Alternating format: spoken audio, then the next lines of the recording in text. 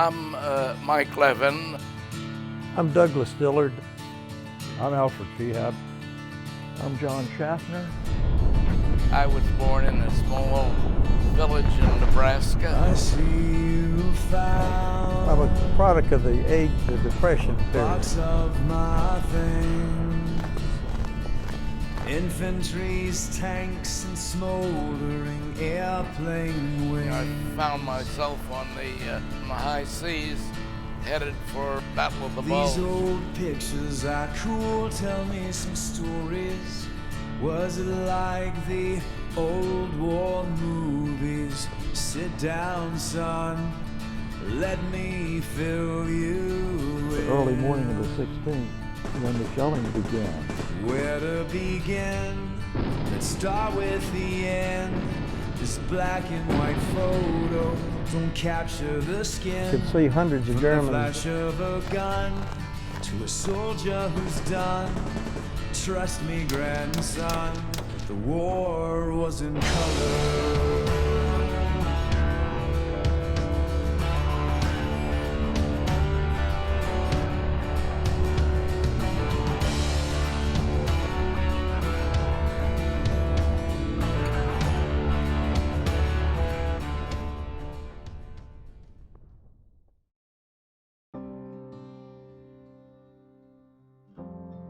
When I tell war stories, I don't like to talk about the dead and wounded and stuff like that. I tell interesting stories, like when I got assigned to the 7th Armored Division I joined them in Verviers, Belgium, which is not far from Liège, in St. Vith.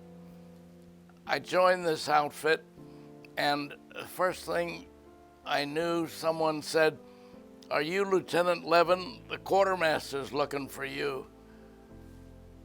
Quartermaster?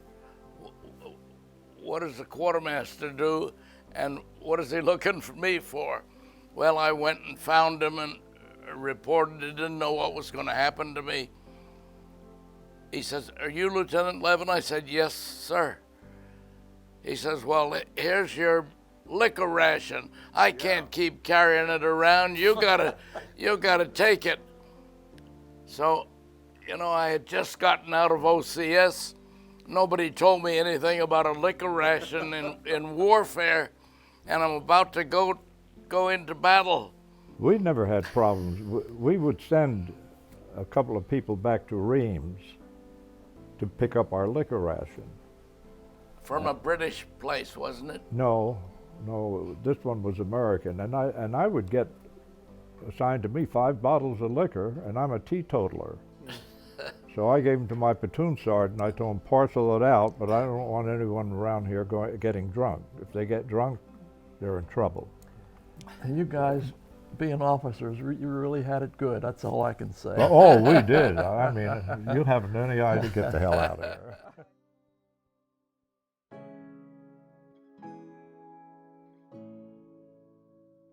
My unit story is a little different, and you mentioned training and what had happened in 1942 November when I finished parachute school. This was early days of the organization of the airborne units. They called paratrooper units at that time, but we didn't know it. But we shipped out, and we were not told where we were going, and once we were at sea, then we knew. But the interesting thing is that many of us, when we qualified to go to the parachute school out at Camp Walters, we went downtown, and in our youthful and exuberance, we had tattoos. I still have mine. It was a parachute. So we're now at Fort Benning in this cadre group, and the medical officer comes in and says, "Okay, everybody strip down and put on your raincoat," which means you have nothing on but your raincoat. And I'll be back in a few minutes. So pretty soon he comes back, says, "Okay, take off your raincoats." Going through, say, "You on the truck, you on the truck." It was because of these stupid tattoos. Because we were going overseas as a parachute unit, and the fear was that the unit would be compromised with all these idiots with these stupid tattoos. So we had to go down to Columbus, Georgia, and line up at the tattoo parlor and have them covered. So they put an eagle over mine, And one guy was stupid enough to have a big parachute put on his chest, so he was scabby for a couple of weeks after that. We were supposed to go to Anzio, but instead we went to Sicily because the airborne task force was being put together to jump into southern France, which we did on August the 15th. Finished the campaign of 1944. Our mission then, after the 7th Army moved up the Rhone Valley to northern France, task force moved along the French coast to the Italian border. Our mission there finished in October, late October. We were relieved by the Nisi 442 regiment from the Japanese Americans. They replaced us in the Alps. We withdrew, took trains up to northern France, and were there waiting for winter gear and clothing, because we're still wearing, some guys with their cotton jumpsuits, a wool shirt and trousers, leather jump boots, and then the bulge happened.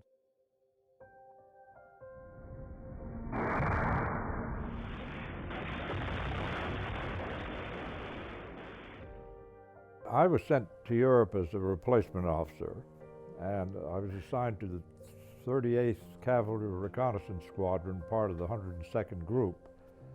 The 38th had quite a history. It's called the Lucky 38th. It was the first American unit into Paris to cross into Germany on in the First Army front. And what we did a great deal of dismounted patrolling in Akershad, Malmedy, Stavelot, St. Vith, all those places. They had us out every day, half the time at night, on ambush patrol. On my first patrol, I decided I was going to lead it. Now, I know you don't do that, but I wanted to see what it was like. And I had a Tommy gun, and I stepped in this fire lane.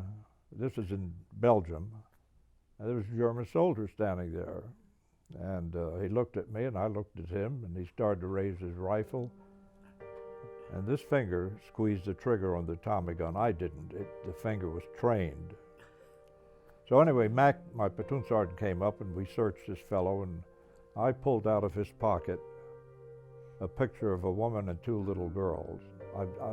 I killed a lot of Germans after that, but that has stayed. All I could think was, I killed the father of these two little kids and that woman's husband. And that stayed.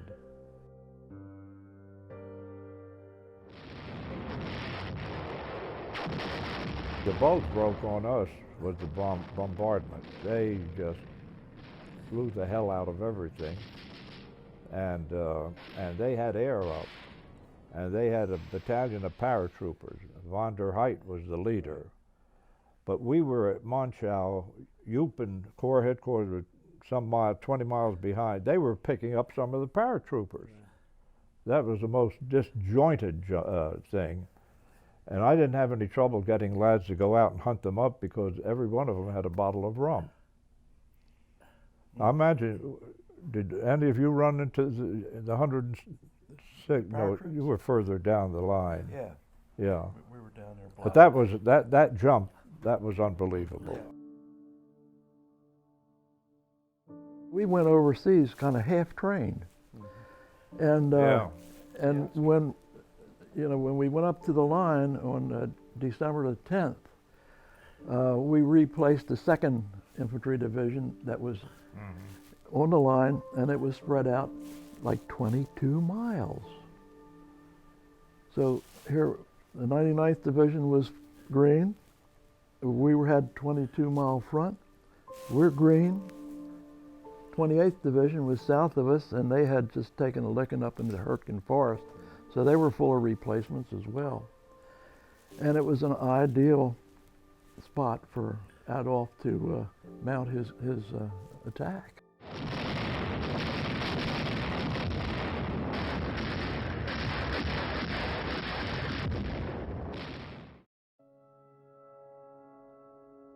When we went into the line and replaced the 2nd Infantry Division, they had been there for some time, nice quiet front, and they had really improved their living conditions. As As we approached that area, when it was a nice cold night, snow drifting down, I'm thinking, where am I going to pitch my pup tent? You know, well, thank goodness I didn't have to pitch the How pup much tent. snow did you have on the ground? Well, it wasn't all that much, 6, 8 inches maybe. You know, that's an interesting point, because when you ask people that were in the Battle of the Bulge how much snow that was on the ground, you get varying answers. Yeah, it depends on where you were. We were there like the 10th, 11th, 12th. Nothing was happening. Once in a while you hear an artillery round go off. That was it. But the division, of course, was situated on what they called strong points, which, of course, were not all that strong, and they were few and far between, so the Germans had no trouble at all surrounding. I was on an outpost, nice place to be. We had a 50 caliber machine gun in a shallow pit on a tripod, and a telephone to wire back to the command post. And I was out there the night, or the early morning of the 16th, and when the shelling began, the artillery rounds were falling all over the place, hitting in the trees and hitting in the ground, and it was a lot of duds, believe it or not. It just goes smack in the ground. They were good ones.